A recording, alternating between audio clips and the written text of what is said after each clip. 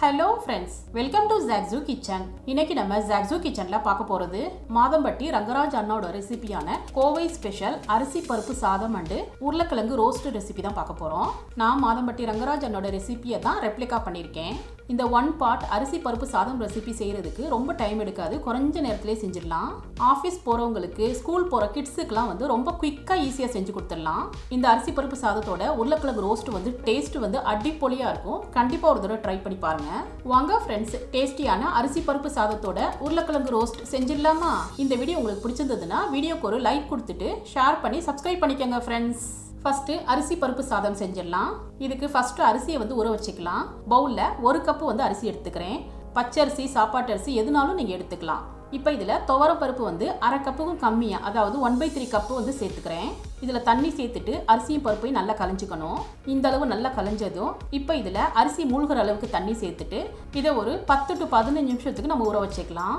இப்போ இந்த அரிசி பருப்பு சாதத்தை நம்ம வந்து ரொம்ப ஈஸியாக குக்கரில் தான் செய்ய போகிறோம். குக்கரில் 3 டீஸ்பூன் வந்து ஆயில் சேர்த்துக்கிறேன். ஆயில் சூடானதும் 1/2 டீஸ்பூன் கடுகு, 1/2 டீஸ்பூன் உளுந்து, 1/2 டீஸ்பூன் சீரகம் சேர்த்துட்டு பொரிய வச்சுக்கணும். இப்போ இதில் 2 சிவப்பு மிளகாய், 2 பச்சை மிளகாய், கொஞ்சமாக கருவேப்பிலை, நீல வாக்கில் பொடியாக கட் பண்ண 8 பல்லு பூண்டை சேர்த்துட்டு இதை நல்லா வதக்கிக்கணும். இப்போ இதில் 1 கப்பு சின்ன வெங்காயம், அதாவது 20 to 25 சின்ன வெங்காயம் இருக்கும். இதில் சேர்த்துட்டு ஒரு 2 நிமிஷத்துக்கு வதக்கிக்கலாம். ஃப்ரெண்ட்ஸ், இந்த அரிசி பருப்பு சாதத்துக்கு பெரிய வெங்காயத்தை விட இந்த மாதிரி சின்ன வெங்காயத்தை முழுசாக சேர்த்து செய்கிறப்ப டேஸ்ட் வந்து சூப்பராக இருக்கும். இப்போ வெங்காயம் இந்த அளவு வதங்கினதும் இப்போ இதில் 2 சின்ன சைஸ் தக்காளியை இந்த மாதிரி கட் பண்ணிட்டு சேர்த்துக்கிறேன். தக்காளியை வந்து ஒரு 3 நிமிஷத்துக்கு வதக்கிக்கலாம். இப்போ வெங்காயம் தக்காளிலாம் நல்லா வதங்கிருச்சு. இப்போ இதில் 1 டீஸ்பூன் கல் உப்பு, நீங்கள் சால்ட் கூட சேர்த்துக்கலாம். மஞ்சள் தூள் 1/2 டீஸ்பூன், குழம்பு மிளகாய் தூள் 1 டீஸ்பூன் சேர்த்துக்கணும். செரிமானத்துக்காக கொஞ்சமாக பெருங்காய பவுடர் சேர்த்துக்கிறேன். இந்த மசாலா வந்து எண்ணெயிலே சூடில் வதக்கிக்கலாம். இப்போ இதில் 1 கப் அரிசிக்கு வந்து நான் 3 கப்பு தண்ணி சேர்த்துக்கிறேன். ஃப்ரெண்ட்ஸ், அரிசி பருப்பு சாதம் வந்து கொஞ்சம் குலைவாக இருந்தால் தான் நல்லாயிருக்கும். அதனால் நான் 3 கப்பு தண்ணி சேர்க்குறேன். உங்களுக்கு சாதம் வந்து உதிரி உதிரியாக வேணும்னா நீங்கள் 2 கப்பு தண்ணி மட்டும் சேர்த்து செஞ்சால் போதும். இப்போ இந்த தண்ணியை வந்து கொதிக்க வச்சுக்கலாம். இப்போ தண்ணி கொதிச்சிருச்சு. நம்ம ஊற வச்சிருந்த அரிசியில் வந்து தண்ணியெல்லாம் நல்லா வடிச்சிட்டு இப்போ இதில் சேர்த்துக்கணும். ஃப்ரெண்ட்ஸ், கண்டிப்பாக அரிசியில் இருக்க தண்ணியெல்லாம் நல்லா வடிச்சிட்டு தான் சேர்க்கணும். இப்போ அரிசி பருப்பு தண்ணிலாம் நல்லா தளன்னு கொதிக்குது பாருங்கள். இப்போ குக்கரை க்ளோஸ் பண்ணிவிட்டு விசில் போட்டுக்கலாம். இப்போ ஃபஸ்ட்டு வந்து 3 விசில் விட்டுக்கணும்.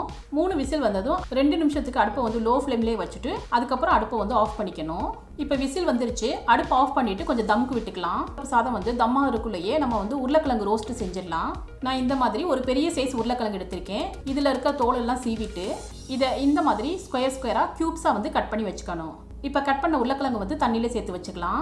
இப்போ உருளைக்கிழங்கோட சேர்த்து செய்யறதுக்காக 2 கத்திரிக்காய் எடுத்திருக்கேன். இதை வந்து இந்த மாதிரி க்யூப்ஸாக கட் பண்ணிக்கணும். இந்த கத்திரிக்காயும் உருளைக்கிழங்கு தண்ணியோட சேர்த்துக்கலாம். இப்போ உருளைக்கிழங்கு ரோஸ்ட் செய்யறதுக்காக பேனில் வந்து 2 டீஸ்பூன் ஆயில் சேர்த்துக்கிறேன். ஆயில் சூடானதும் அடுப்பை வந்து லோ ஃப்ளேமில் வச்சுட்டு 1/2 டீஸ்பூன் கடுகு, 1/2 டீஸ்பூன் உளுந்து, 3 சிவப்பு மிளகாவை கிள்ளி சேர்த்துக்கிறேன். இது கூடவே கொஞ்சமாக கருவேப்பிலை சேர்த்துட்டு பொரிய வச்சுக்கணும். இப்போ இதில் 3/4 டீஸ்பூன் வந்து குழம்பு மிளகாய் தூள் சேர்த்துக்கிறேன். உங்கள்கிட்ட குழம்பு மிளகாய் தூள் இல்லைன்னா அதுக்கு பதிலாக நீங்கள் கொஞ்சம் மஞ்சள் தூள், கொஞ்சம் மிளகாய் தூள் கூட சேர்த்துக்கலாம். இப்போ இதில் நம்ம கட் பண்ணி வச்சிருந்த உருளைக்கிழங்கு கத்திரிக்காவை தண்ணி இல்லாமல் சேர்த்துக்கணும். இந்த மசாலாவோட உருளைக்கிழங்கு வந்து ஒரு 2 நிமிஷத்துக்கு வதக்கிக்கலாம். இப்போ இதில் 1/2 டீஸ்பூன் சால்ட்டு சேர்த்துட்டு நல்லா கலந்து விட்டுக்கணும். இதை லிட்டால் கவர் பண்ணிவிட்டு ஒரு 5 நிமிஷத்துக்கு நம்ம குக் பண்ணிக்கலாம். அப்படியே விட்டுறாமல் நம்ம இடையிடையே லிட்டை ஓப்பன் பண்ணிவிட்டு அப்பப்போ கலந்து விட்டுக்கணும்.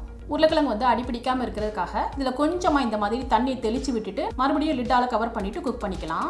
இப்போ கொஞ்ச நேரத்திலேயே பார்த்தீங்கனாலே தெரியும் உருளைக்கிழங்கு கத்திரிக்காய் வந்து நல்ல ரோஸ்ட்டாக இருக்குது பாருங்கள்.